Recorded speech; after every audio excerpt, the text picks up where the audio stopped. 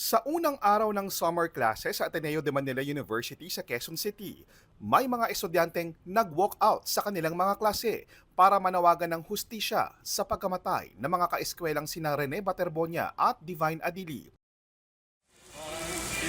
Kahit bumuhos ang malakas na ulan, hindi sila natinag. Ang kanilang panawagan, Ateneo, you can do better. Hustisya para kay Rene Claire Baterbonia. Hustisya! Hustisya para kay Divine Adili. Hustisya! Ayon sa mga mag-aaral, binigo umano ng pamunuan ng Ateneo de Manila ang mga kaanak nila Rene at Divine, pati na rin ang buong Ateneo community. Namatay ang dalawa sa gitna ng training ng Ateneo basketball team sa Aurora noong isang linggo. Whether it's a change in leadership, kung kailangan man pong baguhin yung mga tao na nakaupo, or kung yung tao mismo na mga nakaupo ngayon from Father Bobby down to the directors, kung kailangan po talaga ng pagbabago.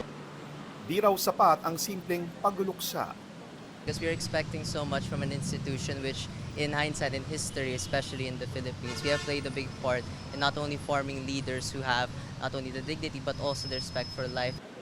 Ngayong araw din ang graduation sa universidad, kaya ang graduate na si Bonnie dumalo sa rally ng suot pa ang kanyang toga. We want a genuine system where we can be heard. Otherwise, something like Rene Divine's death could happen again.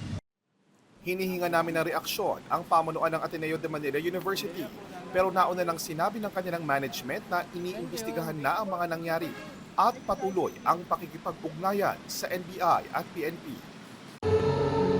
Sa Talacogon, Agusan del Sur, patuloy ang pagdagsa ng mga nakikiramay sa burol ni Rene. At ngayong paparating na ang Father's Day, lalong dama ng kanyang ama ang pangungulila. Siyempre, nag-Father's Day tapos nito ang mangyari kay Rene. Siyempre, malungkot. Dahil mag-Father's Day, wala na siya. Yan nga, kalungkot. Masakit na masakit talaga.